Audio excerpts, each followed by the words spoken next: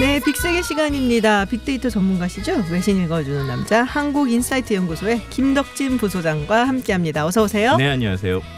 네, 빅데이터로 본 이번 주 분석 주제 먼저 소개를 해주시죠. 이번 주 동안에 이제 국내 뉴스 보도 토픽별로 분류했을 때 외교 관련 기사가 한 31,127건 정도 이제 키워드가 나왔어요. 근데 그 중에서 급상승 키워드 1, 2와 2위가 하나의 주제였는데 바로 제네바 그리고 스위스였습니다. 아, 네. WTO 때문에 그런가요? 네, 맞습니다. 야, WTO 회의가 이렇게 관심을 받은 적이 없는 것 같은데. 이게 원래 WTO가 어떻게 보면은 일종의 이제 일반 이사회잖아요. 그쵸. 그러다 보니까 2년에 한 번씩 열리는 약간 강요 회의를 빼고 나면은 WTO 내 뭐 최고 의사 결정 기구로서 뭐 164개 회원국이 모두 참여 중요 현안을 논의하는 자리긴 하지만 이 결정은 아니거든. 결정심이 그렇죠. 아니거든요. 네, 이거는. 근데 그렇게까지 관심이 없었는데 역시 이제 한일 간에 계속 이슈가 있다 보니까 그 이야기들 때문에 이번에도 또 좀 화제가 된 것 같아요. 그러니까 어떻게 보면 거기서 이제 우리나라 정부가 일본의 수출 통제 조치가 국제사회에 끼칠 폐해를 설명하고 뭐 철회를 이제 강력히 요구했다. 뭐 이런 얘기들 때문에 나온 것이고요.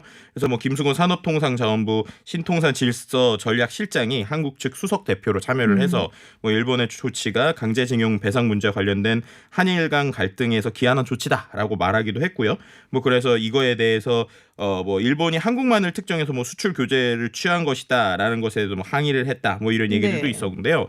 그런데 이 이야기에 대해서 이제 일본 측 대표단에서는 이제 거기에서 이제 좀 뭐 여러 가지 뉴스가 나왔지만 스위스 제네바 현지에서 우리나라에서는 양국 관계부처의 고위급이 참석하는 1대1 협의를 진행하자 이렇게 제안도 했단 말이에요. 그런데 거기에 대해서 일본 측 대표단이 이번 조치는 뭐 강제징용 사항과 무관하다 뭐 이렇게 얘기하기도 했고 왜 왔다 갔다 해? 그러니까 하나만 정할 것이지. 네, 그러면서도 오히려 이 1대1 협의 제안에는 이제 별도의 응답을 회피하면서 이제 좀 피하는 모습을 보였다는 것이죠. 그래서 이런 얘기들 때문에 이제 계속 이슈가 되기도 했고요. 또 이제 중요한 건 끝나고 나서요. 끝나고 나서 이거에 대한 해석이 이제 정반대로 나오고 있는데 우리나라에서는 어쨌든 거기에 있던 이제 WTO 쪽에 있는 사람들이 어떤 한국 측의 이제 주장에 대해서 좀 동의를 얻었다라고 이제 우리 쪽은 얘기를 하고 있고 일본 측에서는 그렇게 얘기하고 있는 게 한국 측 주장에 동의를 얻었다는 게 사실이 아니다라면서 이제 반박을 하고 있다는 것이죠. 근데 이게 어떤 상황이냐면 회의 때에 이제 한국이 이제 한국과 일본의 문제를 대화로 해결하는데 뭐 반대해 달라면 기립해 달라라고 했다고 해요. 그랬더니 어떤 나라도 기립하지 않았다라고 해석을 했고 우리나라에서는 대화로 하는 것들이 뭐 불만이 있는 사람들이나 이걸 좀 아니라고 생각하면 손을 들어 주십시오 했는데 손을 안 들었다. 그렇기 때문에 이제 동의했다. 그러니까 하나의 현상을 갖고 좀 서로가 이제 다르게 해석을 다르게 해석하는 부분들이 있는데요. 이런 부분들 때문에 지금 계속 과연 도대체 이 부분에 대해서 사람들이 어떻게 그러니까 거기에 있는 WTO에 있는 분들이 어떻게 생각을 했는지 이거에 대한 뭐 다양한 외신에 대한 이야기들도 SNS 좀 이슈가 되고 있는 상황입니다. 그런데 이게 아까 제가 말씀드렸지만 뭐 최종 결정심이 아니기 때문에 말씀하신 대로 이렇게 164개국 대표들이 모여갖고 뭐 여러 가지 이제 논의를 하는 곳이거든요. 그렇지만 결국에는 이게 국제 여론전을 위한 어떤 발판이다 생각하니까 우리도 그렇고 뭐 일본 측에서도 그렇고 이 기회에 이제 기자들도 굉장히 많이 왔잖아요. 그러니까 여기서 이제 이야기들을 하고 뭐 발표를 하고 하는 거겠죠. 네. 그러면은 뭐 그 외에 또 우리나라 불매운동 외신에서 뭐 다루고 있다 그래요? 네, 맞습니다. 이제 영국 가디언지에서도요 24일에 이제 나왔고 월스트리트 저널에서도 이제 지난 18일에 나왔었는데 이제 가장 이슈 중에 하나가 이제 주유소에서까지 이제 이것을 한다라는 것에 대해서 이런 것들이죠. 예를 들면은 일본 차의 주유를 거부한다. 뭐 이런 이슈들이 이제 실제로 이제 좀 우리나라에서도 어느 정도 있었던 거예요. 그래서 한국 주유소 협회 홈페이지에 어떤 이용자가 일본 차량의 주유 거부 운동 협조를 해달라라고 얘기를 했고 그리고 몇몇 이제 개인이긴 하지만 개인 그 주유소를 가지고 계시는 분들이 우리 이제 주유소에는 일본 차는 주유를 거부합니다. 이런 식의 이제 내용들을 썼다는 것이죠. 근데 이거에 대해서 이제 가디언 측에서는 이런 부분까지는 뭐 무의미하다. 뭐 이렇게 좀 비판하는 의견들도 어느 정도 부분이 있었고요. 하지만 이제 월스트리트 저널에서는 이제 반대로 이제 일본산 제품을 판매하지 않는다라는 것이 이제 어떻게 보면 자발적인 운동이다. 그래서 이런 것들에 대해서 동참하고 있다. 하지만 뭐 모든 것을 배제하기는 쉽지 않은 것 같다. 뭐 이런 식의 전체적인 얘기들이 있었고요. 뭐 그 외에 뭐 다른 나라들 뭐 홍콩에서도 그렇고 지금 어쨌든 우리나라의 이 불매 운동에 대한 관심들이 이제 좀 세계적으로 높아지고 있다라고 볼 수 있는 부분도 있는 것 같습니다. 우리한테 지금 조금 약간 망언 비슷하게 해갖고서는 미움을 사고 있는 그 기업 있잖아요, 유니클로. 네. 예. 근데 이게 오히려 확산되는 분위기인 것 같아요. 그것 때문에 더. 그렇죠. 그래서 그거는 이제 SNS에서 이제 이거 약간 국내 이슈긴 하지만 또 국내에 있는 일부 이제 커뮤니티에서 오히려 약간 반대하는 커뮤니티에서 어제 오늘 오히려 이 브랜드의 옷을 우리가 사주자 뭐 이런 식의 이제 인증샷을 찍는 이런 것들까지 어딘지 알겠네요. 네, 올라오고 있거든요. 그러다 보니까 SNS 반응은 이러다가 집에 있는 그 아까 말씀하신 브랜드 옷들까지 다 버려야 될 상황이 올 수도 있을 것 같다라는 이제 오히려 잘못된 프레임들이 잡히는 것이 아니냐라는 것까지 좀 확대가 되고 있는 상황이기도 합니다. 그렇군요. 그러면 이제 이 WTO 이사회 일반 이사회 일본 발언을 안 한 것과 같은 약간의 신고국자 인터뷰를 안 하려고 막 그러더라고. 말도 그렇죠. 안 하고. 이에 대한 온라인 반응은 어땠나요? 네, 그러니까 어떻게 보면은 이 응답을 회피했다라는 것 자체가 회피한 거냐, 아니면 무시한 거냐, 아니면은 뭐 발 빼는 거냐, 뭐 이런 식에 대한 좀 다양한 해석들이 나오고 네. 또 우리나라의 반응 역시도 뭐 로이터 통신의 뭐 기사를 봤더니 오히려 우리나라 쪽의 해석이 아니고 오히려 일본 쪽에 좀 유리하게 해석을 해줬다, 뭐 이런 식의 얘기들까지 좀 여러 가지 나오고 있는 상황이고요. 어쨌든 불매 운동에 대해서 오히려 해외에서 간섭할 게 아니고 우리가 스스로 하는 거기 때문에 그거에 대해서 자발적인 운동이지 어떤 정치적인 영향이 있는 것이 아니다라는 SNS 의견들도 볼 수 있었습니다. 알겠습니다. 이번엔 포털 사이트에서 많은 관심을 보였던 외신 뉴스 키워드 알아보는 시간입니다. 첫 번째 키워드 어떤 건가요? 아마 이 첫 번째 키워드로 또 우리 박사님이 하실 얘기가 많을 것 같습니다. 네, 국방장관이라는 키워드고요. 이슈가 이제 급상승 키워드 아까 1, 2가 이제 WTO 관련이었는데 네. 3에서 8위가 다 이 주제였어요. 바로 이제 마크 에스퍼 미국 신임 국방장관이 네네. 이 25일 취임식에서 네. 동맹국이 국가 안보를 위한 비용을 더 내야 된다라는 이야기. 이건 뭐 트럼프 대통령이 맨날 하는 얘기 네, 그러니까 똑같이 그 했네. 주장과 이제 일치한 네. 이야기들이었고요. 그래서 그 부분에 대해서 뭐 이제 어떻게 보면은 동맹 관계를 강화해야 되지만 이제 그 부분에 대해서 공평하게 해야 된다면서 국방비를 증액했다는 요구에 대한 얘기를 했고요. 네. 그리고 또 이제 이 에스퍼 장관이 다음 달 초에 뭐 우리나라, 일본 방문을 추진 중이다. 네. 뭐 이런 것들 때문에 뭐 다양한 논의를 할 것이다라는 예상도 있었고, 뭐 그 이후에 트럼프 대통령이 아까 말씀하신 것처럼 이제 그 어떻게 보면 국방장관을 좀 지지해주는 혹은 자신의 생각을 얘기하는 이런 발언들까지 좀 같이 나오면서 과연 이 국방장관의 정체는 누구냐, 무엇이냐 이런 것들에 대한 좀 관심이 좀 되고 있는 상황이라고 볼 수 있는 것 같습니다. 그렇군요. 조금 말씀을 드리면은 일단 이제 폼페이오 장관하고 상당히 좀 친한 사이로 알려져 있고요. 근데 미국에 보면 이제 국방장관, 국무장관 있고 국가안보부 장관이 있잖아요. 네. 근데 셋이서 협력을 하면서도 경쟁을 하는 사이예요. 사이가 안 좋을 때 되게 많아요. 근데 이제 아마도 국방장관, 국무장관 친하니까 이제는 에스퍼하고 홈페이오하고 친하니까 볼튼 국가안보 보좌관을 대상으로 해서 뭔가 좀 전선을 형성하지 않을까 그런 생각이 조금 들고 네. 이분이 굉장히 반중국이에요. 오, 반중국. 그래서 지금 우리가 이제 뭐 미국이 중국을 지금 약간 좀 뭐 때리고 무역으로 뭐 이런 것들 보고서는 늦었다. 벌써 했어야 됐다라고 얘기를 하는 사람이에요. 그래서 상당히 반중국이고 그리고 좀 문제가 됐었던 부분이 있어요. 왜냐하면 이 군수업체의 로비스트였어요. 아하. 네, 레이티온이라고 굉장히 이제 유명한 군수업체가 있는데 뭐 패트리어트 미사일 뭐 이런 거 만들고 뭐 이런데요. 그래갖고 이제 사실 국방장관을 가는 것이 적합치 않다라는 이제 비판 같은 게 조금 있기는 했는데 어쨌든 상당히 보수적인 사람이다. 강골이고 뭐 이런 정도 말씀드릴 수 있을 것 같아요. 그러니까요. 그래서 그럼 과연 우리나라에게 어떠한 영향을 미칠까에 대해서 해석할 수밖에 없게 나는 게 아까 이제 그 국방비 얘기도 했지만 독도 발언 역시도 이제 좀 네. 화제가 된 것이죠. 그렇죠. 네, 그러니까 이제 독도 상공을 일종의 한국 영공으로 인정하는 것 같은 제스처의 발언이었다는 것이죠. 그래서 이제 국방부 청사에서 기자들을 만나서 러시아 군용기가 남쪽으로 비행한 것이 뭐 새로운 사실은 아니고 그들이 한국 영공으로 넘어갔다는 사실이 새로운 것이다라면서 네. 한국을 이제 콕 집어서 얘기했다라는 것이고 이것에 대해서 이제 국내 여론들은 겉바 독도 우리 거니까. 그러면서 맞아, 예. 네, 그러니까 이제 어떻게 보면은 한국을 오히려 이제 그러니까 독도를 한국의 땅으로 인정하는 거라는 이제 발언을 이제 공식적으로 한 것처럼 나온 것에 대한 이야기가 있다 보니까 네. 과연 이 부분에 이렇게 국방비 얘기도 하고 또 독도 얘기도 하고 이런 이제 새로운 국방장관을 우리가 어떤 관점으로 봐야 될 것이냐라는 이야기들 좀 같이 근데 나오고 그 있는 부분은 상황입니다. 저는 솔직히 말하면 굉장히 이렇게 의식하고 한 얘기라고 보지는 않고요. 약간 무의식 중에. 왜냐하면 독도는 우리가 시료 지배를 하고 있는 곳이기 때문에 그렇죠. 서로 이제 안 건드리려고 미국 쪽에서는 굉장히 놔두고 있는 편이거든요. 그렇지만 시료 지배를 하고 있는 것은 한국이다. 그래서 무의식 중에 당연히 한국 땅이라고 이제 생각을 하고 독도 영공, 한국 영공이라고 얘기를 했던 것 같고 대체로 미국 이제 관련자들 뭐 외교라든지 아니면 국방 쪽 사람들은 안 얘기하려고 그래요. 네, 그러니까요. 예, 복잡해요. 좀 안 얘기하려고 피하는 경향이 좀 있어요. 그렇지만 시료 지배를 하고 있는 것이 우리다. 그러니까 일본이 이제 생각고 그쪽을 이제 시료 지배하고 뭐 이거랑 이제 맞물리기 때문에 좀 곤란하거든요. 그거 뭐라고 얘기하기가. 그렇죠.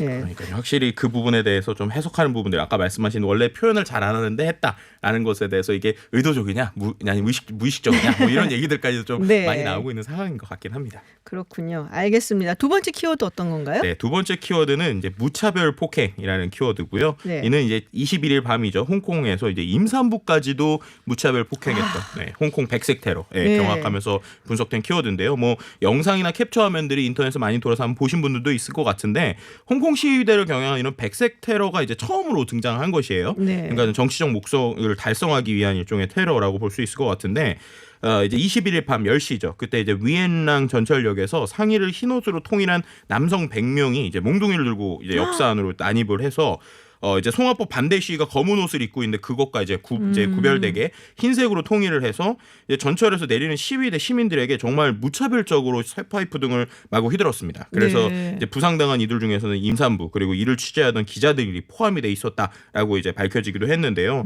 정말 영상에서 보면은 좀 끔찍할 정도로 이제 지하철 바닥이 뭐 피바다가 되거나 뭐 40명이 병원으로 후송되는 뭐 이런 일들도 있었는데. 더 놀랍고 충격적인 것은 정차한 전철에 객차로 피신한 사람들까지 이제 쫓아가서 쇠파이프를 휘둘러서 객차 안에서도 많은 승객들이 비명을 지르는 일대 소동이 벌어졌는데요. 그런데 더 이게 아이러니한 것이 시위대를 공격할 당시 현장에 경찰이 없었다고 그래요. 그리고 경찰이 신고를 받고 나서도 30분이 지나서 이제 현장에 도착해서 늑장 대응이라는 비판을 받고 있는 상황입니다. 뭔가 냄새가 난다라는 뉘앙스 같아요. 네, 왠지. 그렇죠. 이제 그러다 보니까는 이러한 뭐 송화법 반대 시위가 좀 최소한에 계속 되고 있는데 이런 부분에서 원래 지금까지는 좀 시위가 이제 기존에 원래 하던 시위 자체가 폭력화가 지나치다라는 것 때문에 시위대 규모가 좀 줄어들고 있던 상황이었다고 해요. 근데 이런 상황에서 이런 무차별 폭행 같은 이제 백색 테러가 일어나다 보니까 이것이 이제는 또 지금의 홍콩 시의 변곡점이 되는 것이 아니냐, 뭐 자극을 해서 오히려 더 격화되는 것이 아니냐, 뭐 이런 식의 얘기들까지 같이 나오고 있는 상황입니다. 홍콩 이거를 굉장히 눈여보고 있는 게 이제 내년에 대만 총통 선거가 있어요.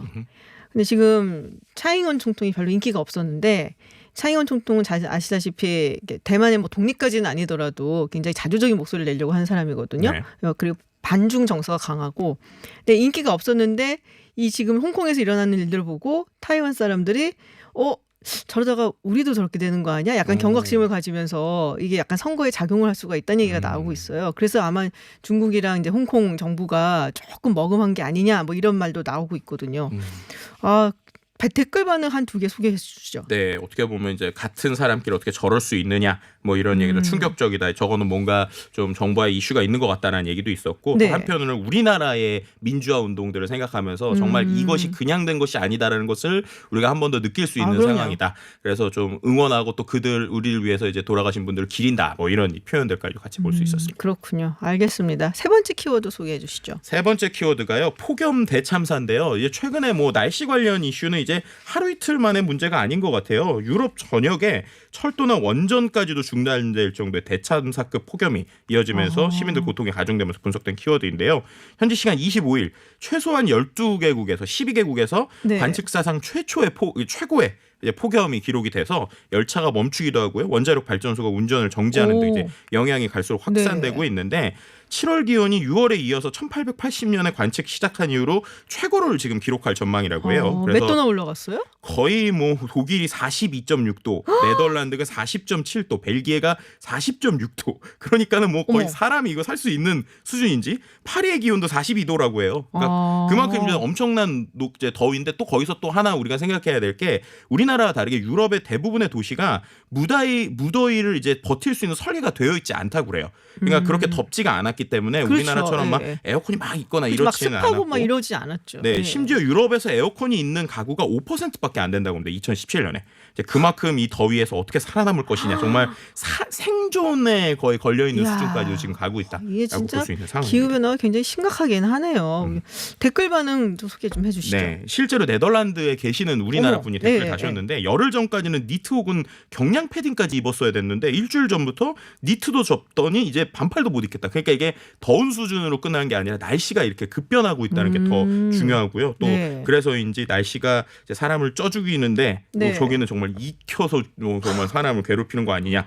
그리고 아까 말씀드린 대로 문제는 지난주엔 낮에는 28도였는데 이번 주엔 38도였고 다음 주에 다시 28도가 된다. 이런 게 이제 더 큰 문제다. 갔다리 심하네요. 네, 이런 것들에 대해서 좀 걱정의 의견을 아유, 내주셨습니다. 해외에 계시는 분들도 여행들도 많이 가시는데 유럽은 여름철에 고생을 하시겠네요. 네, 뭐 건강 챙기시기 바랍니다. 네, 빅데이터로 보는 세계 이런 일이 빅세계 시간이었습니다. 외신 읽어주는 남자 김덕진 부소장이었습니다. 고맙습니다. 네, 감사합니다. 네, 한 주간 주요 뉴스에서 살짝 비켜간 중요한 이슈를 다뤄보는 책임 있는 뉴스 시간입니다. 책임 있는 두 분, 최영일 시사평론가 그리고 김현성 상지대 외래교수 나오셨습니다. 어서 오세요. 안녕하세요. 네, 안녕하세요. 김현성입니다. 네, 첫 번째 이슈입니다. 보람튜브 아시죠? 알죠. 네, 6살 보람양. 네. 네, 유튜버. 이 채널이 정말 한 주 동안 아주 뜨거운 화제를 낳았어요. 네. 그렇죠. 저도 충격받았어요. 왜 충격받으셨어요? 난 뭐하고 살았나 뭐 이런 거. 자괴감. 다들 그렇죠. 뭐. 네. 예. 좀 설명 좀 해주세요. 네. 6살, 보람양이 6살입니다. 네. 근데 이 보람양을 주인공으로 해서 유튜브 채널이 만들어져 그렇죠. 있어요. 3개예요. 보람튜브, 보람 브이로그, 구독하시나 봐요. 네, 보람 토이 리뷰. 오, 제가 세 좋아하는 개구나. 건 토이 리뷰예요. 얼마네요? 네. 장난감들이. 아. 네. 아직도 제가 어린이를 못 벗어난 것 빨리 같습니다. 시작하세요. 네. 그런데 이 보람양을 이제 주인공으로 한 3개 채널이 엄청난 돈을 그러니까 그렇다며요. 그동안 구독 수도 높고 네. 400만 명이 넘어요. 음. 조회수도 뭐 2억 뷰가 넘는 영상들이 있어요. 근데 문제는 최근에 왜 화제가 됐느냐? 95억 원짜리 청담동의 빌딩을 그러게 산 말이에요. 겁니다. 네. 6살 보람양이 유튜브로 100억에 가까운 빌딩을 샀어요. 아, 그리고 월 수익이 40억 가까이 되더라고요. 그러니까 이제 이렇게 얘기를 하면 깜짝 놀라실 거예요. 오늘 이제 모 방송국의 노조가 네. 성명을 냈는데 네. 첫 구절이 그거예요. 어제 우리 방송국의 광고 매출이 1억 4천이었다. 이 보람의 광고 수익보다 보람튜브는 우리 1,700명이 만드는 우리 방송사의 광고비가 더 적다. 뭐 이렇게까지 자괴감 있는 표현을 할 그런 정도로 시대가 된 거죠. 이 금액 자체가 가지고 있는 상징성이 엄청 크고 일단은 어떤 산업의 변화를 그냥 확실히 보여줄 그렇죠. 수 있는 거죠. 네. 미디어 광고 산업이 완전히 바뀌고 있다. 그러니까 네, 과거의 어떤 지상파 중심의 사고에서 이제는 이미 유튜브나 인터넷 모바일 광고가 지상파 광고를 뛰어넘는 그러니까 네. 지상파가 한 2조 정도 코바코 통계로 보면 2조 정도거든요. 연. 근데 이 인터넷과 모바일 광고비가 거의 4조를 넘어요. 그러니까 2배가 이미 뛰어넘는 거죠. 완전히 시장 다른 규모가. 세상이 사실 열린 건데. 그렇죠. 네, 하여튼 그래서 이 보람양 그 이야기를 좀 해볼까 하는데 청취자 여러분 의견도 받고 있습니다. TBS 앱 또는 50원의 유료 문자 샵 0951 그리고 카카오톡으로 의견 많이 보내주십시오. 근데 이 가족들이 그 청담동에 95억짜리 빌딩을 네. 샀다고 이제 얘기가 나오니까 다들 이제 하는 반응이 일단 쏟아졌고 그렇죠. 근데 흥미로운 게 청와대 국민청원 게시판에 네. 제재를 해달라는 청원이 올라왔어요. 그러니까 이제 뭐죠? 이제 국민이죠. 네네. 국민 중에 한 분이 자 이거 저 보람 튜브 문제 있습니다. 왜냐하면 과거에 문제가 됐던 적이 있다. 뭘로? 아동 학대로. 아동학대? 6살 이보람양 아닙니까? 그럼 이보람양이 유튜브를 만드는 건 아닐 거 아니에요. 그렇죠. 부모들이 네네. 찍고 보람양을 주인공으로 아까 말 장난감 가지고 네네. 놀고 이보람양의 일상을. 그런데 과거에 저도 그때 사건을 아는데 어떤 게 있었냐면 도로에 자동차를 가지고 나가서 운전을 해요. 진짜 도로에? 진짜 도로에. 그건 차는 굉장히 장난감 위험한데. 차예요. 그런가 하면 또 이 아빠는 실제 차를 이제 아이들 그렇죠. 뒤에서 이제 운전하고. 운전해봐라 이렇게 하고 그 뉴스는 저도 본 것 같아요. 네네. 그러다 보니까 아동학대 아니냐 위험한데 네네. 어쩌면 차가 다니는 이 길에 도로교통법 아이를- 위반은 아니고요? 그건 이제 경찰이 판단하겠죠. 근데 이 어쨌든 위험한 상황이 초래될 수 있는 건 사실이에요. 그렇죠. 그러니까 물론 이제 부모들의 입장에서는 안전하게 했다라고 하시겠지.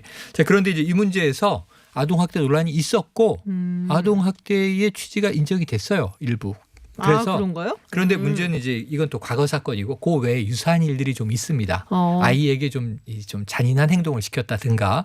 근데 문제는 그 이후에는 보람튜브가 또 그런 부분을 개선을 했어요. 네. 그리고 이제 비단 이게 이제 보람 TV만의 문제는 아니고요. 네네. 맞아요. 그러니까 지금 유튜브 전반적인 문제예요. 그러니까 유튜브가 이제 구독자와 조회수를 가지고 수익을 나누는 거거든요. 그렇죠. 그러니까 예를 들면 유튜브라는 공영상 플랫폼에 동영상을 올리고 그 동영상을 보는 사람이 광고를 보고 그 광고비의 한 45%를 유튜브가 가져가고 55%를 그냥 본인이 가져가는 거예요. 채널 그러니까 운영자에게 서로 그냥 나눠 갖는 플랫폼이거든요. 그러다 보니까 이 구독자와 조회수에 완전히 목을 매는 거죠. 이 사람들. 더 자극적인 거 자꾸 올리게 그렇죠. 되는 어른들도 많이 마찬가지인 게 꼭 어린이들만 그런 게 아니라 어른들도 막 무슨 약속을 하잖아요. 네. 그러니까 내가 이게 되면 뭐 라면을 뭐 20개를 먹겠다, 30개를 먹겠다.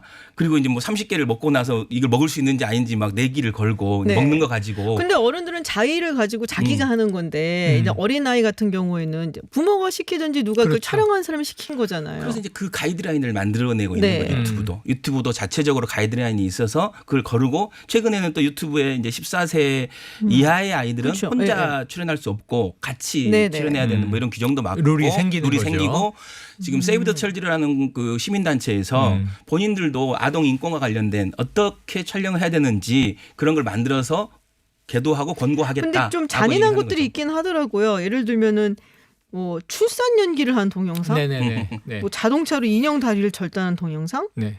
뭐 이런 거 악바 지갑에 돈을 훔치도록 연출한 동영상. 네, 그러니까 그건 좀 많이 문제가 근데 있는데. 일상에서 일어날 수 있는 여러 상황을 연출하는데 사실 아이를 키워보시면 아시는데 부모가 좀 놀랄 때가 있어요.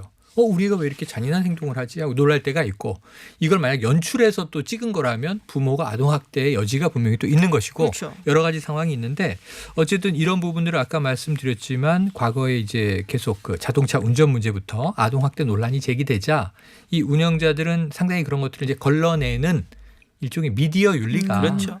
백지 상태였다가 만들어가는 과정은 또 눈에 보인다는 거예요. 그런데 문제는 95억 원의 청담동 빌딩을 샀다. 이 보람양의 이 유튜브 채널이 그러자 이제 청원이 좀 더 올라왔는데 불거진 거긴 하죠. 청원 내용의 진정성에 대해서 또 이 네티즌 여론이 찬반양론이 있는 거예요. 아, 배 아파서 95억 그런 원 거 아니냐 이것도 있고 네. 혹은 저런 문제는 정말 우리가 앞으로 따져야 된다. 그래서 저는 정답이 있는 게 아닌데 이런 공론화가 필요한 시점이 온 것 같습니다. 그렇죠. 네, 청취자 의견이 하나 왔는데 네. 홍인양이 8855님 어린아이가 상처를 받지 않을까 걱정입니다. 부모님이 자녀 생각을 좀 하셨으면 좋겠어요. 라고 보내주셨고 제가 또 궁금한 거는 이게 결국은 아이가 일을 하는 거란 말이에요. 그래 맞아요. 그래서 우리가 뭐 연예인 아이들도 뭐 몇 시부터는 뭐 일을 못하게 되어 네. 있고 몇 시간 뭐 규제가 쉬게 있고 하고. 이런데 마찬가지로 좀 적용돼야 되는 게 아닌가 싶기도 그러니까 한데요. 실제 노동법이나 이런 데서는 우리나라 15세 이하의 네. 아이들은 하는 근로하고 게 아니죠. 못하게 돼 있어요. 인정이 안 실제로 되죠. 인정이 안 되게 돼 있는데 이제 이 부분을 이제 노동으로 봐야 되느냐 이 부분에 대한 또 담론이 있을 것 같아요. 그러니까 그렇죠. 지금 시대가 바뀌면서 우리가 이제 뭐 앵커님도 아시겠지만 이제 플랫폼 노동자라는 것도 새로 생긴 거지 그렇죠. 않습니까? 그러니까 예를 들면 배달 노동자, 그러니까 고용되지 않으면서 이 플랫폼과의 연계 속에서 만들어지는 이 배달 노동자라든가 뭐 택시 타다 유사 택시. 유사 택시의 그런 노동자라든가 사실 이런 문제도 좀 더 이제 우선적으로 그러니까 새로운 이해관계가 직업들이죠. 네. 막 첨예화되기 전에 국회나 정부가 나서서 조금 뭔가 좀 미리 길을 만들고 가이드라인을 만들었어야 되는데 저는 늘 보면 이런 새로운 산업과 관련돼서는 늘 뒷북이에요. 네. 그러니까 사실 택시 문제도 사실 조정해야 네. 될 그 기간을 넘어버리고 이해관계가 너무 서로 각자의 이해관계가 생긴 다음에 조정을 하려고 그러니까 조정이 어렵잖아요. 그렇죠. 근데 네. 막 생기는 그 시점에서 조금 더 정부가 적극적으로 해야 되는데 지금 이건 약간 방통위와 네. 과기정통부 네네. 사안이거든요. 그러다 보니까 지금 이 부분은 거의 손을 놓고 있는 거나 마찬가지고. 그러니까 지금 뭐 급변하고 있으니까 예. 이런 새로운 직업들이 굉장히 많이 생기고 우리가 상상도 못했던 세계가 열리고 있는데 조금 더 선제적으로 좀 더 적극적으로 네. 대응을 할 필요가 있다라는 이제 그리고 말씀으로 하나 잠깐 네. 추가드리면 빨리 주세요. 해외에서 많이 봐요. 네. 글로벌 유튜브예요. 네네. 국내 분들만 보는 게 아니라 그러다 보니까 그러니까 뭐 2억 뷰가 나오려면 또 뭐 400만 그쵸, 명 그쵸. 이상이 구독하려면 해외에서 특히 이제 동남아에서 많이 네. 보는데 글로벌 기준에 맞게 글로벌 기준에 예, 맞게. 국내 기준이 아니라 이걸 좀 네. 엄격하게 하자 이런 그러네요. 제안을 드리고 싶습니다. 알겠습니다. 네, 여기서 잠깐 교통정보 듣고요. 저는 또 책임 있는 두 분과 다시 돌아오겠습니다. TBS 캠페인 우리에겐 있습니다. 아저씨 담배 핀다. 미안. 아이들을 보호하고 싶은 본능. 금연구역이지. 모두와의 약속을 지키려는 본능. 야, 안 돼. 소중한 사람을 아끼고 싶은 본능. 끊었으니까 괜찮을 거예요. 담배 때문에 가족이 아프지 않길 바라는 본능. 깨우세요. 우리 안에 금연 본능. 담배는 강하지만 우리는 더 강합니다. 보건복지부. 나에게 필요한 복지. 어디에 어떻게 물어봐야 할까요? 129로 전화하면 복지 상담을 받을 수 있다. 129 129는 채팅 상담도 한다. 129 긴급복지 지원 상담은 24시간 가능하다. 129 부모님 연금, 자녀 보육, 의료비, 장애인 지원 등 나에게 필요한 복지 정보가 궁금할 때, 생활이 힘겨울 때 국번 없이 129로 전화하세요. 당신이 궁금한 보건복지 129가 알려드립니다. 129 보건복지 상담센터.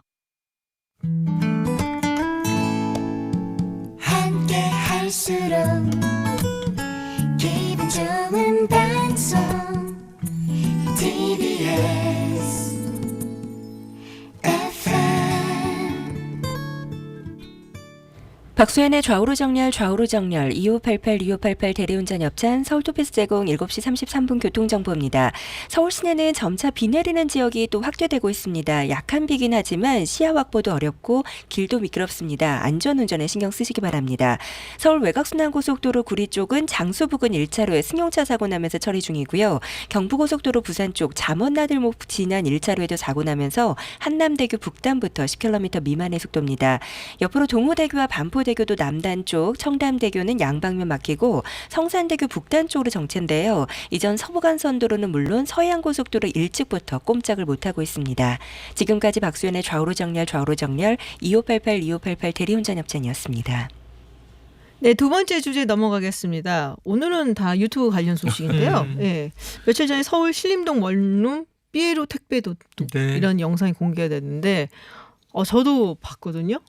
깜짝 놀랐어요. 저도 봤고 깜짝 놀랐어요. 무서웠어요. 근데 이게 자작극이라면서요. 그러니까 처음에는 이게 신림동에서 일전에 네. 이미 성폭행 미수범 사건이 한번 터졌고 그러니까, 예. 검거가 됐고 저게 어쨌든 범죄는 일어나지 않았는데 네. 처벌이 가능할까 그랬는데 기소도 됐고 지금 이제 재판에 넘어갔습니다. 그게 거의 비슷한데 하나가 더 추가된 게 삐에로 가면을 썼다는 거죠. 그 여성의 이제 집에 막 이렇게 도락을 네. 열려고 시도하고 막 문 택배 잡아당기고 가져가고 막, 예. 그러다가 그 앞에 있는 택배를 이제 가져가 버리죠.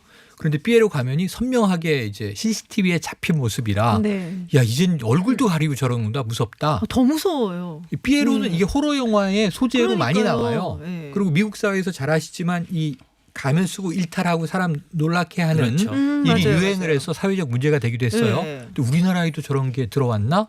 그런데 알고 보니 이 영상은 범죄 영상이 자연히 찍힌 게 아니라 자작극이었다고. 인공적으로 만들어낸 자작극으로 확인이 홍보를 되면서 했어요. 네. 오히려 더 공분을 일으킨 왜 그런 사건입니다. 거예요?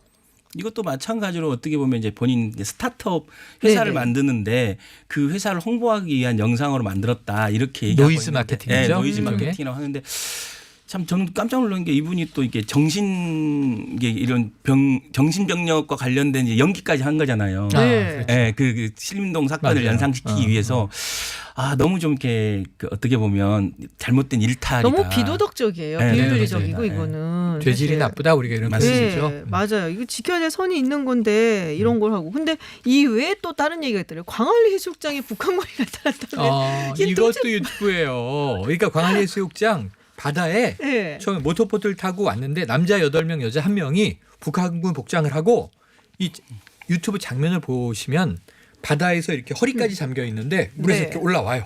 근데 인공기를 들고 있어. 그러니까. 북한 인공기를 들고 북한군 복장에 기관총을 맨 9명의 이 군인들이 올라와서 장교처럼 입은 사람이 확성기를 꺼내요. 그 성묘서를 낭독하는 너무 리얼하게 거예요. 설명을 해주시는데 지금 보이는 라디오로 진행하니까 꼭 들어오셔갖고 공비 보셔야 될 것 같아요, 같아요. 공비. 네. 이제 더 좀 안 좋은 게 네. 이들이 쓰는 말이 전대협이지 않습니까? 이제 전대협은- 전국 대학생 대표자 전대협 협의회 소속의 네, 학생들이라고 본인이다. 보도가 이렇게 나왔는데 얘기하는데 이분들은 전형적인 이제 일베나 우파 이 정치 지지자들인 거예요. 네네. 그래서 약간 과거에 이 전대협 세대들을 희화화시키는 거거든요. 이게 학생 운동을 해서 뭔가 새롭게 지금 어떤 386 정치인들 이렇게 진입해 있는 김 교수님이 전대협 세대죠? 저는 한청년 세대입니다. 그 다음 세대. 네, 네. 의외로 젊으신데? 젊으신데? 전대협 세대 같은데. 그러니까. 한청년입니다. 전대협 그게 의장이 너무 좀 임종석 그래요. 의원이었던 거죠. 그래서 약간 이걸 이제 북한과 연결시키는 거죠. 그게 네, 국가보안법 삼척항. 위반은 아닌 거예요? 뭐 이거는? 그렇게 지금 얘기는 나오고 있어요. 법률적으로는 위반은 아니다라고. 위반은 아니다. 네. 아, 근데 지금 우리 김현성 교수님이 그 인플루언서 산업 협회 회장이시잖아요. 네, 맞아요. 그렇게 됐습니다. 인플루언서는 아니고 인플루엔자는 아니고. 그래도 그거를 이제 아무래도 좀 이렇게 공부도 하시고 다들 이제 뭐 세미나도 하실 테니까 보시기에 지금 이런 이제 유튜브 사용자가 급속도로 늘어나고 있는데 이런 식의 사용이라든지 이런 식의 영상 이런 거 어떻게 뭐 통제를 해야 되는 건가요? 어떻게 되는 건가요? 그러니까 저는 기본적으로는 이 규제를 통해서 법률이나 규제를 네. 통해서 이제 진행되는 건 어떻게 보면 좀 하수다. 조금 더 자율자정작용이 될 거다. 그리고 집단지성이라고 하죠. 그렇죠. 그리고 이제 사실 어린이들의 이런 행위가 관련해서도 아까 우리 최영일 교수님 잘 말씀해 주셨는데 실제로 보는 사람들이 댓글로서 많이 정리가 돼요. 그래서 이제 사과도 많이 하고 그랬는데 저는 이제 자꾸 이제 이 부분을 이게 일탈의 부분만 뉴스가 나오니까 마치 이제 유튜버들이 도덕적으로 문제가 있고 모랄 해저드가 빠져 있는 전체를 다 매도하는 일반화가 되는 것 같아서 이제 저희 협회를 만든 게 단순히 이게 이제 광고 나 미디어뿐만 아니라 네. 이제 유통의 문제, 중소 중견 기업이 갖고 있는 유통과 마케팅을 조금 저렴하게 해주는 문제도 있어요. 그래서 순기능도 있거든요. 그러니까 실제로 방송이나 이런 데서 못 나오는 중소기업들의 어떤 그렇죠. 마케팅을 유튜브 광고나 이런 데서 해준다. 그렇죠. 실제로 보람TV는 우리나라 중소 예를 들면 토이 네네. 장난감들이 네네. 세계화되는데 많은 기여를 했어요. 실제로. 그리고 이제 많은 유튜브들이 유통하는 과정에서 이제 중소 중견 기업들은 유통과 마케팅비 때문에 상당히 이제 그 어려움을 겪고 있거든요. 네. 근데 이 가벼운 이런 플랫폼을 통해서 가볍게 유통되면서 실제로 중소 중견 기업들의 숨어 있는 제품들이 더 많이 팔게 되는 그런 이런 긍정적인 효과도 있다. 효과도 있어요. 그리고 이제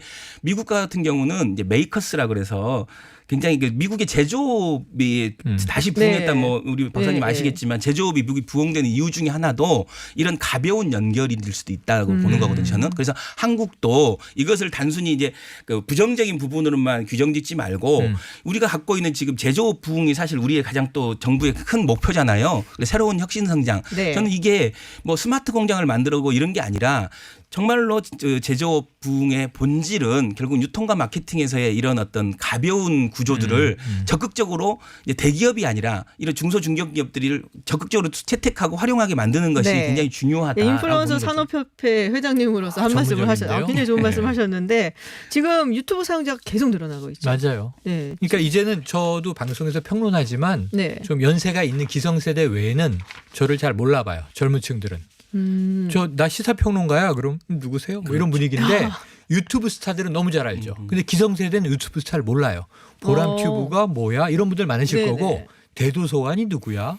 벤츠가 누구야? 뭐 씬님이 누구야? 근데 젊은이들은 너무 잘 알고 있는 유튜브의 스타들이에요. 그렇죠. 그렇죠. 예. 그래서 이렇게 이제 올드 미디어와 뉴 미디어가 세대별로 갈리고 있는데 미래는 뉴 미디어에 있다. 그렇죠. 그래서 저도 이제 우리 김현성 인플루엔자가 아니라 인플루언서 협회 회장님이 좀 가입시켜 주시면 야, 유튜브 하나 만들어야 되지 않나 이런 고민을 하고 또 있는데 여기서 채널을 만들고 홍보를 하시려고 지금 아직 네, 없어요. 아직 없어요. 곧 홍보할 기세입니다. 근데 가만 봤더니 근데 사실 이제 유튜브라는 것이 본인들이 표현하고 싶은 거를 굳이 방송 매체 이런 공식적인 방송 매체 없이도 할 수 틀도 있는 없고. 그렇죠. 굉장히 규제도 자유로운 공간이잖아요. 그래서 뭐 지금 뭐 여러 가지 혼탁한 일이 있지만 뭐 곧 자리 잡지 않을까 이제 시간이 지나면 그렇게 생각이 미디어 좀 윤리를 들기는 세워야 합니다. 돼요. 그리고 네네. 모든 산업이나 모든 일들이 진행되는 과정에서 있을 수 있는 일들이 네. 정도의 범위, 그러니까 수용할 수 있는 범위 내에서 일어나고 있기 때문에 네. 이것을 저는 지나치게 이제 과대하고 과장하고 이런 건 좀 이렇게 네. 지양해야 되지 않을까 일탈은 싶어요. 알겠습니다. 건건이 처벌해야 되고요. 그렇죠. 네, 알겠습니다. 오늘 뭐 인플루언서 전문가 김현성 교수님 그리고 그 채널을 지금 개설을 하려고 최영일 평론가님 모시고 유튜브 논란 이모저모 살펴봤습니다. 다음 주에도 부탁드릴게요. 고맙습니다. 고맙습니다. 감사합니다. 아침 뉴스는 잊어라. 신선한 저녁 뉴스. 라디오를 켜면 뉴스가 내 눈앞에 딱. 뉴스 배송은 색다른 시선.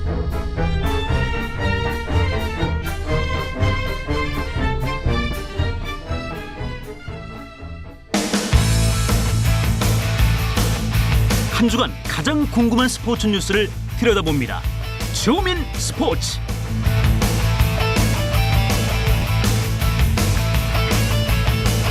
네, 제가 지금 CCTV로 월드컵 경기장 정문 쪽 화면을 보고 있는데 길이 굉장히 혼잡하네요. 지금 조금 풀리는 감이 보입니다. 뭐 혼잡한 이유는 다들 아시겠죠. 이분이 오셨기 때문이죠. 네, 호날두. 네. 곧 유벤투스 그리고 팀 K리그 간의 친선 경기가 이제 상암 월드컵 경기장에서 열릴 예정이고요. 예매를 시작해서 2시간 만에 전체 관중석 6만 5천석이 매진이 됐다고 그래요. 그러니까 그만큼 많은 팬들이 있고 또 아주 뜨거운 관심을 받고 있습니다. 그래서 오늘 주민 스포츠 시간 이 경기 관전 포인트 짚어보고요. 그보다 중요한 거 지상 최대의 난제라고 불리는 매호대전 혹은 홈의대전 토론을 진행하도록 하겠습니다. 그러니까 현존하는 최고 축구 선수가 메시냐 호날두냐 정말 끊이지 않는 논쟁인데요. 토론에 나설 두 분 소개해드립니다. 한겨레신문의 김동훈 기자. 안녕하세요. 네, 안녕하세요. 그리고 축구 전문지 베스트 11의 임기한 기자 나오셨습니다. 안녕하세요. 네, 안녕하세요. 네, 그리고 청취자 여러분들도 의견 좀 보내주시면 저희가 적극적으로 소개해드리겠습니다. 네, 김동훈 기자님 어느 쪽이에요? 저는 메시입니다. 아, 네, 알겠습니다. 그럼 임기한 기자님은 호날두? 아, 예, 당연히 호날두입니다. 네, 당연히라고 도발했어요. 지금 왜 메시예요? 메시가요, 사실은 키가 작잖아요. 168 네, 정도인데, 그쵸. 예. 근데 정말 몸에서 30cm 이상 공이 떨어진 적이 없어요. 항상 이렇게 몰고 가는. 드리블이 예. 현란하고 그리고 발도 빠르고요. 네. 그리고 축구 외적으로도 굉장히 좀 사생활도 좀 뭐라 그럴까요? 모범적이고 뭐 그런 점에서 인성도 좀 괜찮은 것 같고 그래서 좋아합니다. 아, 호날두는요? 뭐 이 선수에 대해서 어떤 말씀이 더 필요로 하겠습니까? 예, 이미 너무 많이 알려진 선수고요. 뭐 세계 축구사에서 보통 뭐 메시, 펠레, 마라도나 이 선수와 함께 거론이 되는데 제가 봤을 때는 기록과 커리어상으로는 이미 뭐 저 선수보다도 못할 게 없다고 보고 호날두가 또 다른 점이 포르투갈이라는 어떻게 보면 축구 최강국에서 조금은 벗어난 포지션에서 그런 나라를 이끌고 유로 우승이라든지 뭐 최근에 유럽 네이션스컵 같은 그런 유럽 주요 대회를 2연패를 네. 했다는 게 호날두의 그 영웅적인 면모를 빛나게 하는 것 같습니다. 그렇군요.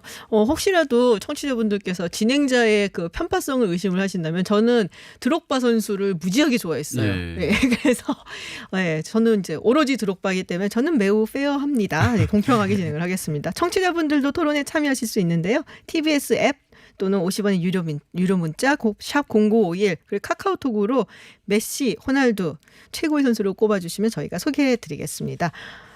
의견 보내주시는 동안에 일단은 잠시 후에 열리게 되겠죠. 친선 경기 포인트 좀 짚어보도록 하겠습니다.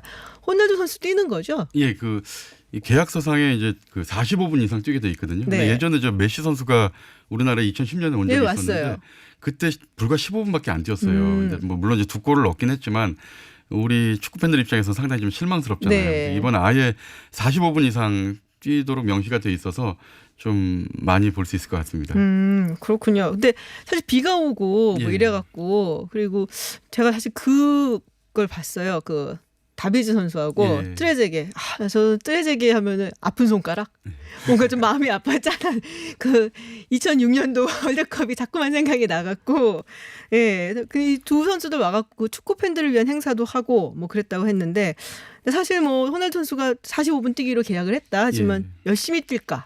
사실 그것도 관전. 근데 이거 호우 세레머니 좀 보고 싶은데. 네. 네, 저도 굉장히 보고 싶은데 오늘 아무래도 친선전이기도 하고 네. 또 비가 많이 와서 그라운드 잔디 상태가 굉장히 좀 좋지 못할 텐데 호날두 선수 하면은 어떻게 보면 아직까지도 한국 나이로 35이지만 네. 세계 최고이기 때문에 유벤투스 구단 입장에서는 이 선수를 좀 관리시키려고 할 겁니다. 그리고 이 선수가 최근에 이틀 전에 불과 중국에서 인터밀란과 프리시즌 경기를 뛰고 왔어요. 네, 네. 최근 굉장히 컨디션도 좋은 상황인데 굳이 최소 출전 조항은 지키겠지만 그거에 더 오버하지 않는 선에서 좀 팬들을 위해 즐거움을 선사할 것이다. 네, 저는 그러니까 그렇게 몸은 보고 이제 있습니다. 좀 관리를 하는 약간 살리는 편에서 그래도 이제 팬들을 위해서 뭔가 좀 보여주기는 할 거다. 네.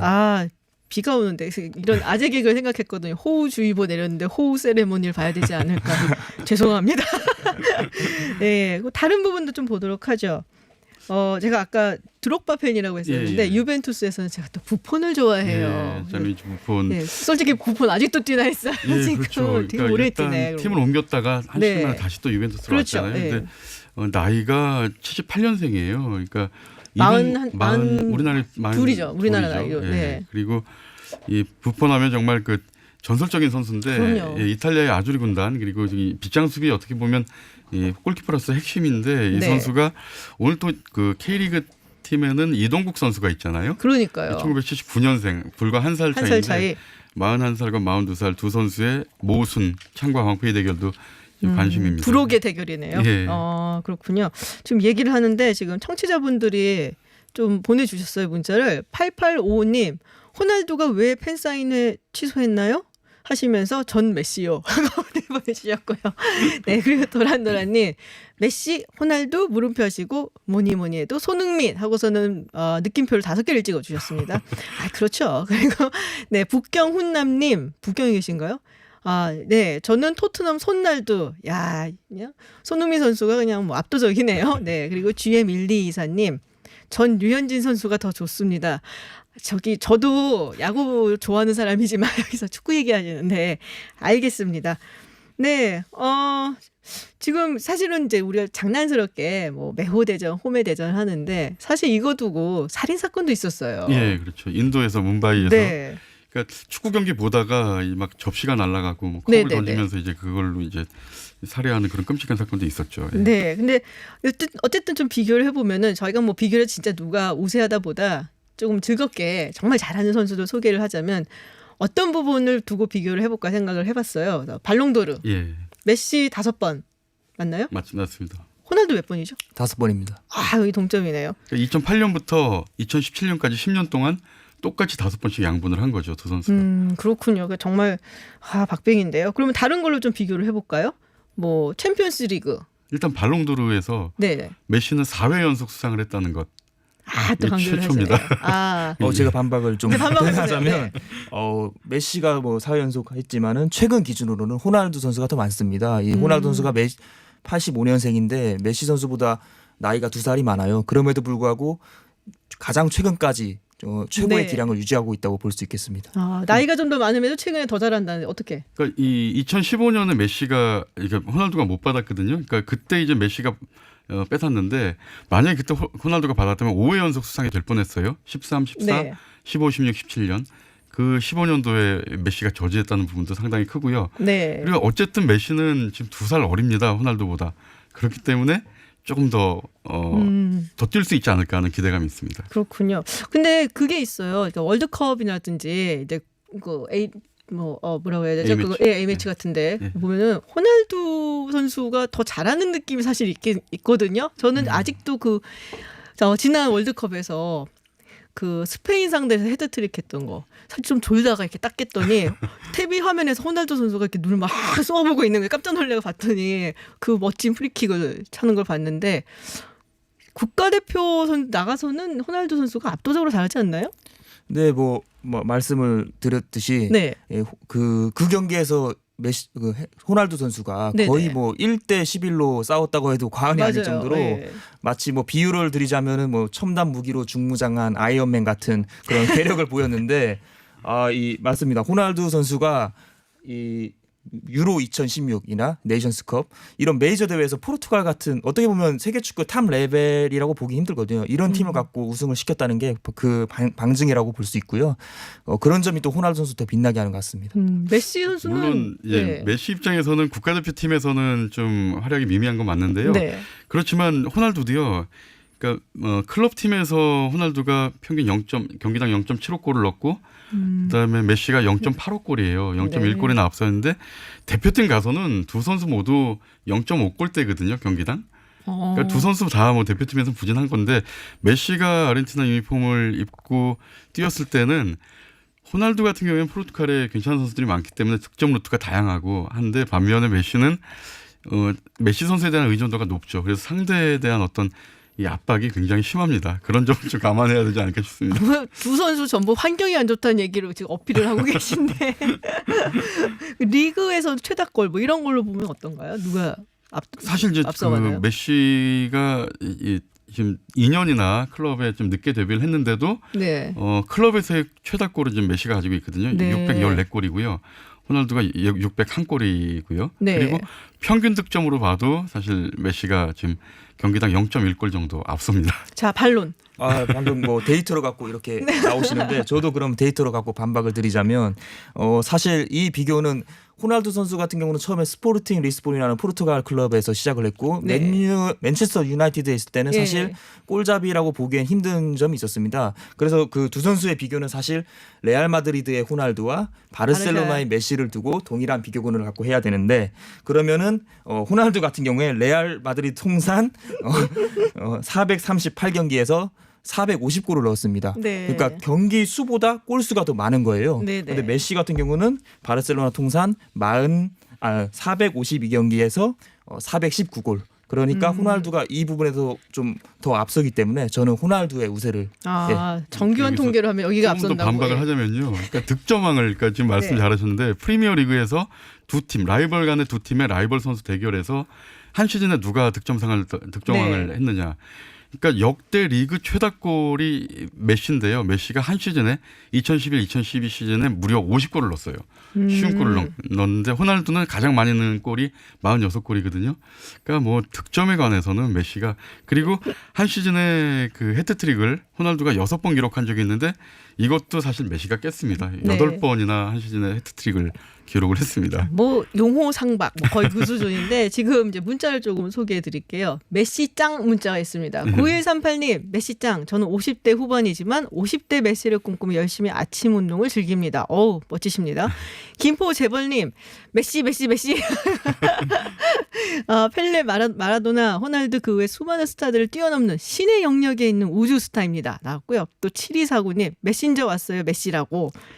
아재 개그이신 것 같습니다. 약간 메시 편을 또 드셨고 또 호날두 짱 문자 7763님 호날두 효과는 인물에서 선호도가 높고 메시는 실력으로 인정받은 선수라 생각합니다. 호날두는 서서히 지는 해라면 메시는 중천에 떠 있는 해 같습니다. 이게 개인적으로 호날두를 응원하신다면서 왜 이런 문자를 보내주셨는지 알겠습니다. 네, 윤재식님 호날두가 더 멋집니다. 0551님 호날두는 경기장 밖에서도 인성 좋은 단연 최고의 선수죠.